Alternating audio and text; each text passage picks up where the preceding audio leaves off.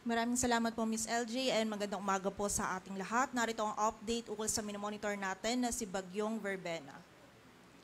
Patuloy pa rin po nitong binabaybay yung karagatan patungo dito sa area ng Caraga Region. Huli pong namataan yung sentro nito sa layong 205 kilometers east-southeast ng Surigao City, Surigao del Norte. Taglay pa rin ito yung lakas ng hangin na 45 kilometers per hour malapit sa sentro at pagbugso na umaabot sa 55 kilometers per hour. Pakanluran po yung pagkilos nito sa bilis na 15 kilometers per hour, and may kita natin dito sa ating satellite animation na bagamat yung sentro nito ay nandito pa sa karagatan, yung rain bands po nito ay nakaka-apekto na sa malaking bahagi ng Visayas, maging sa areas din ng Mindanao at sa may southern portion ng Southern Luzon. So expect po natin ngayon maging bukas makakaranas po tayo ng mga malalakas na pagulan na dala ni Bagyong Verbena, and meron din po mga bugso ng mga malalakas na hangin lalong-lalo na dun sa areas malapit sa center track nito. And bukod din po dito kay Bagyong Verbena, itong shear line na nakakaapekto sa may silangan ng Luzon ay magdudulot din po ng significant or mga malalakas na pagulan,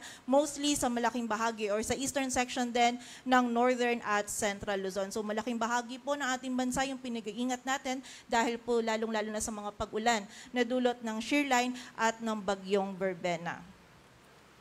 At ayon nga po dito sa ating latest forecast track analysis, generally magiging west-northwestward yung pagkilos ni Bagyong Verbena. Ngayon po, nasa karagatan pa yung sentro nito, but anytime this afternoon or evening ay magla-landfall ito dito sa area ng Caraga. And then, today until tomorrow ay tatahakin naman po nito itong central portion ng ating bansa or dito sa area ng Visayas patungo dito sa bahagi ng northern Palawan. During the passage po nito ni Bagyong Verbena dito sa bahagi ng northeastern Mindanao and Visayas, nakikita natin ma-maintain nito yung intensity nito o yung category nito as a tropical depression.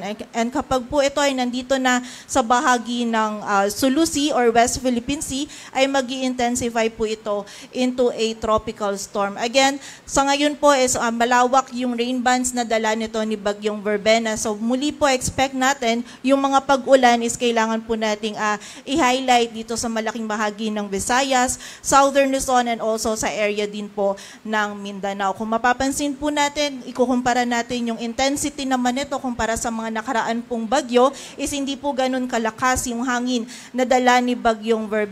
But kailangan pa rin po natin itong i-consider dahil depende pa rin po yung epekto nito sa vulnerability ng mga lugar. Kung saan yung hangin po na dala as a tropical depression, posible pa rin itong magdulot ng mga minimal to minor damages, lalong-lalo na doon sa mga structures natin na gawa sa light materials. Kaya pag-iingat pa rin po para sa ating mga kababayan. And then, nakita naman po natin by Wednesday morning ay nandito na si Bagyong Verbena sa may West Philippine Sea.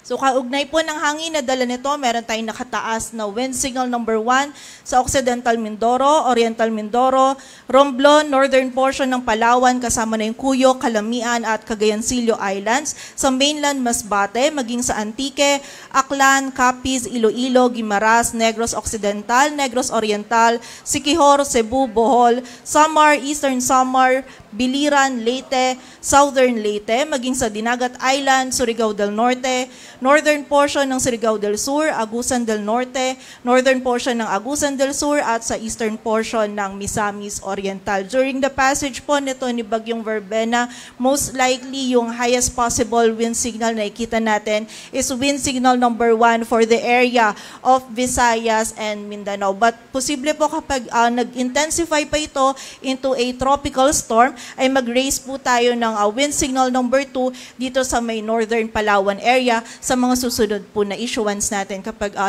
natuloy or nag-intensify pa ito.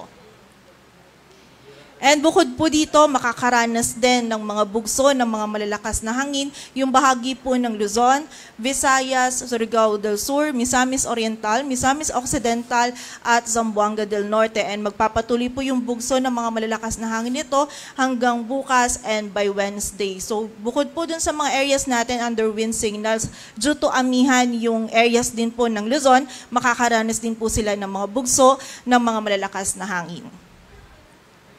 And sa kasalukuyan naman po, ito yung as of 11 a.m. natin na nakataas ng mga heavy rainfall warnings na in-issue ng ating mga PRSD. So sa ngayon po, meron na tayong nakataas na red warning for the area of Eastern Samar, Samar, Biliran, Leyte, and Southern Leyte. Samantalang may orange warning naman po for Dinagat Islands, ilang areas ng Surigao del Sur, Cebu, Bohol, maging yung ilang bahagi din po ng Iloilo. And yung bahagi din po ng Negros Provinces, Siquijor, ilang bahagi ng Agusan del Norte and Agusan del Sur, maging ito ding ilang bahagi pa ng Capiz at Iloilo ay meron na din po tayo nakataas na yellow warning. Ito pong warnings na to ay ito yung sa kasalukuyan na nararanasan ng ating mga kababayan and nag-update po yung ating mga regional offices every 3 hours ukol po sa mga warning na ito.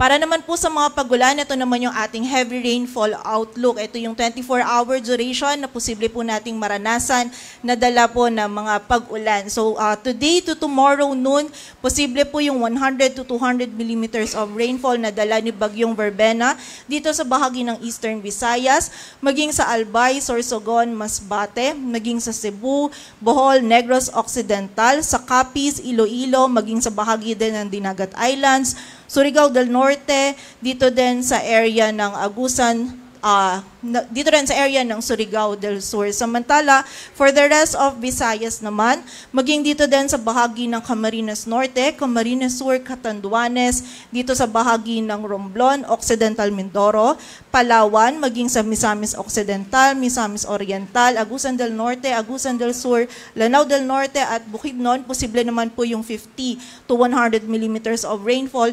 Dulot ito ni Bagyong Verbena. So may kita po natin ngayon hanggang bukas, malaking areas na po o yung buong bahagi na ng Visayas, yung northern part ng Mindanao and yung bahagi din ng southern Luzon, yung makakaranas po ng mga malalakas na pag-ulan. And bukod din po dito, ang shear line magdudulot din ng mga pag-ulan sa Cagayan, Isabela, Aurora, Quezon, maging sa area din ng Marinduque at Oriental Mindoro. Samantala, tomorrow noon naman po hanggang Wednesday noon, by this time po si Bagyong Verbena most likely ay nandito na banda sa may Panay Island patungo po dito sa Northern Palawan. So patuloy po yung mga pag-ulan na ating mararanasan, 100 to 200 millimeters of rainfall dito sa Panay Island, maging sa Negros Occidental, Oriental Mindoro at Romblon. Samantala, 50 to 100 naman dito sa ilang areas pa ng Eastern Visayas, maging dito din sa Bicol Region, sa area ng Palawan, Occidental Mindoro at nalalabing bahagi pa po ng dito sa may Cebu, Bohol, Negros Oriental at sa area din po ng Siquijor. And kasabay po nito kapag po itong si Bagyong Verbena na ay nandito banda sa may bandang Panay Island, is yung shear line din po natin is magiging mas mataas po yung rainfall na idudulot for most parts of northern and central Luzon, maging dito din po sa Metro Manila. So posible po ang 100 to 200 millimeters of rainfall sa Cagayan, Isabela, maging sa Aurora at Quezon. Samantala, 50 to 100 naman sa Apayao, Kalinga, Mountain Province, Ifugao, Nueva Vizcaya, Quirino, Nueva Ecija, Bulacan, Metro Manila, Cavite, Rizal at Laguna. So expect po natin ngayon hanggang bukas is malalakas po talaga or mataas po yung volume ng mga pag-ulan na mararanasan natin sa malaking bahagi ng ating bansa. Kaya po makipag-ugnayan po tayo sa ating mga LGU para dun sa mga aksyon na kailangan natin gawin para po sa ating kaligtasan dahil again, magiging mataas pa rin po yung banta ng mga pagbaha at pagguho ng lupa, lalong-lalo na din dun sa mga areas natin na malapit sa ilog, sapa, sa mga bulubunduking lugar kung saan mas prone po sila sa mga flash floods at landslides.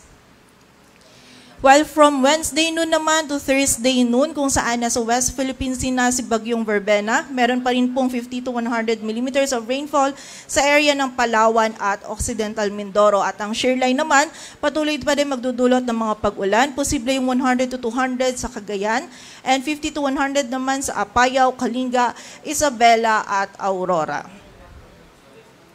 At sa kasalukuyan po, ang gale warning natin ay nakataas sa area ng Batanes. Ito po ay dulot ng amihan at magiging katamtaman hanggang sa maalo naman po yung lagay ng ating karagatan for the rest of the country.